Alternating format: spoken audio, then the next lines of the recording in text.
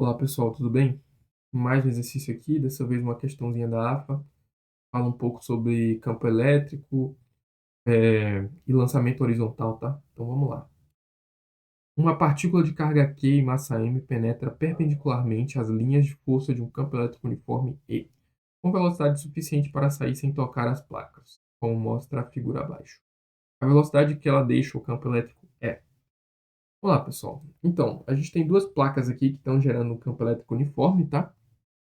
E aí, basicamente, a gente tem ali a distância D entre elas, né? E uma distância L que deve ser percorrida pela bolinha para sair dessa placa, né? Desse campo elétrico entre essas placas. Tá. Pontos a se destacar. A gente não sabe qual a carga dessa bolinha, tá? Se ela é positiva ou negativa.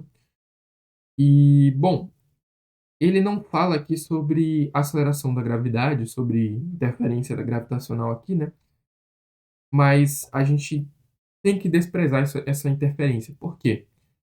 Basicamente, se houver gravidade aqui, a aceleração da gravidade, digamos, esteja voltada para baixo, como é de costume, a gente vai saber que uma velocidade para ele sair aqui no sentido para baixo, ela vai ser diferente da velocidade que ele vai sair no sentido para cima. Afinal, ele vai ter, se ele for para cima, né? Essa bolinha para cima devido ao campo elétrico ali, ela vai ter uma resistência da gravidade. E para baixo, ela vai ter um empurrão gravitacional, vamos dizer assim, né? Não sei se essa palavra seria mais condizente, mas ela vai ser facilitada, né? O deslocamento vai ser facilitado. Então, assim, a gente tem que desprezar para que, tanto se você considerar que ela vá para cima ou para baixo, as velocidades sejam iguais, tá? No meu caso aqui, eu considerei para baixo, tá? Então, quando ela chegar nesse ponto aqui, no limite da placa, a configuração de velocidade dela vai ser isso daqui. Ela vai ter uma velocidade Vy para baixo, né? Já que eu vou considerar que ela está sendo atraída pela placa ali de baixo. Uma velocidade Vx horizontal constante, ou seja, vai estar MRU na horizontal. E uma velocidade resultante, VR, né? Que é o resultado da soma dos dois vetores aí. A gente precisa, então, encontrar essa velocidade resultante. Tá? Essa velocidade resultante vai ser a mínima velocidade com que ela consegue escapar desse campo elétrico aqui, tá? E digamos que ela passa tangenciando aqui a extremidade da placa. Beleza. Primeiro passo. A gente precisa lembrar que a força elétrica, né? Força elétrica, de acordo com a lei de Coulomb, né? Ela é o campo elétrico vezes a carga da partícula. Só que, também de acordo com a segunda lei de Newton, né, o princípio fundamental da dinâmica, a gente sabe que qualquer força é massa vezes aceleração. Então, vou igualar as duas coisas e a gente vai descobrir a aceleração que essa bolinha, essa partícula, né, ela está sendo submetida. E no caso, essa aceleração é o campo elétrico vezes a carga dividido pela massa dela. Pequeno probleminha aqui só de proporção, né? A gente já descobre isso. Segundo passo, a gente precisa calcular tanto a Vx quanto a Vy. Só que para a gente calcular as duas, a gente precisa ter o tempo, né? No caso da Vy, não necessariamente. Mas no caso da Vx, sim. E para a gente descobrir esse tempo, o que a gente pode fazer? Eu posso usar tanto a Vy, né? Não, eu só posso usar a Vy, pelo que eu estou analisando aqui.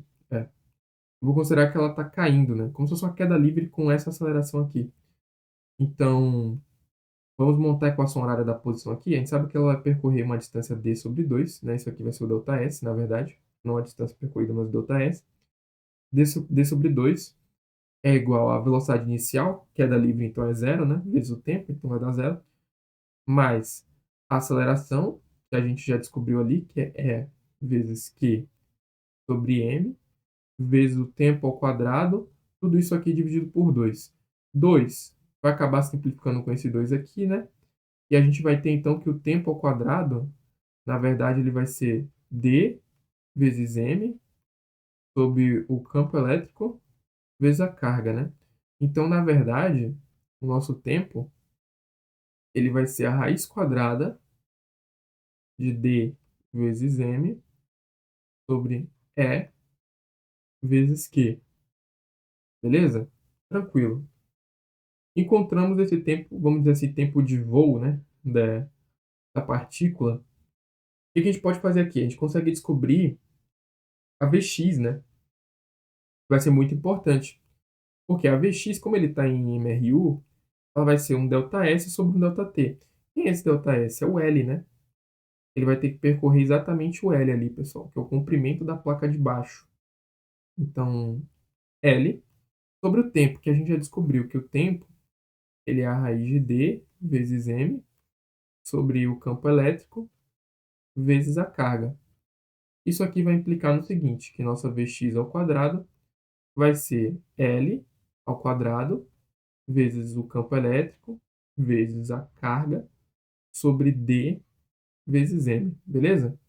Não precisa nem tirar a raiz disso daqui, porque a gente sabe que quando a gente for somar esses vetores aqui, a gente vai usar Pitágoras, né? Teorema de Pitágoras, aí já vai usar Vx quadrado e Vy quadrado. Então, eu vou deixar o Vx quadrado aí, tá? Do jeito que ele tá, beleza? Agora vamos para o Vy. A gente pode calcular o Vy das duas formas. Equação horária da velocidade ou equação de Torricelli. Eu acho que pela equação de Torricelli fica um pouco mais fácil, porque ele já deixa o Vy elevado ao quadrado, né? Então, seria Vy elevado ao quadrado é igual a V0, a queda livre, então zero, mais duas vezes a aceleração, que a gente já encontrou ali, que é, deixa eu lembrar aqui, E vezes Q sobre M, né? Então vai dar E vezes Q sobre M, E vezes Q sobre a massa, vezes o nosso ΔS, né? Duas vezes A vezes ΔS, que vai ser D sobre 2, se não me falha a memória. É D sobre 2, que é a queda, né? D sobre 2. Poxa, 2 vai simplificar com 2. E a gente vai ter então que a nossa Vy ao quadrado, ela vai ser campo elétrico, que é o E vezes Q vezes D sobre M. Beleza, perfeito. Agora que a gente tem a Vx ao quadrado e a Vy ao quadrado, a gente viu que é um triângulo retângulo ali, né, os vetores. Então a gente sabe que a velocidade resultante elevada ao quadrado, por Pitágoras, né, que é a hipotenusa ali, vai ser a Vx ao quadrado mais a Vy ao quadrado. Quem que vai ser isso aqui, pessoal? Ó, seguinte, a gente vai ter então que a Vr elevado ao quadrado é a nossa Vx. Quem é a nossa Vx? A gente encontrou ali, a Vx ao quadrado. L ao quadrado vezes E vezes Q sobre dm. Então, L ao quadrado vezes o campo elétrico vezes a carga sobre a massa.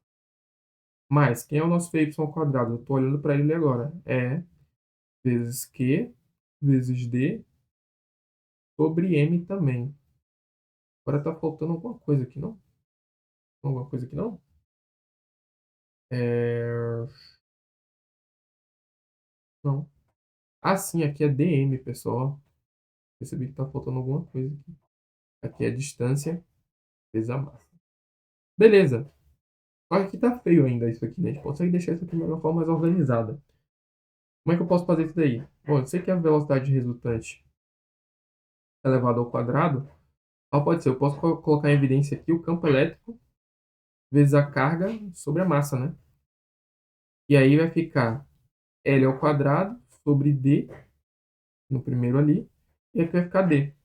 Pronto, perfeito. Perfeito. Só que a gente vai ter o seguinte, que é a nossa velocidade resultante, agora sim, tirando a raiz de todo mundo, ela vai ser igual a raiz quadrada, né? Vou deixar bem grande aqui, do campo elétrico vezes a carga sobre a massa vezes comprimento ao quadrado mais distância ao quadrado sobre d. E essa aqui é a resposta, tá? Aqui é a velocidade mínima que essa partícula terá, né, quando ela passar tangenciando a extremidade da placa ali, beleza? Então é isso, pessoal. Espero que vocês tenham gostado e até o próximo exercício.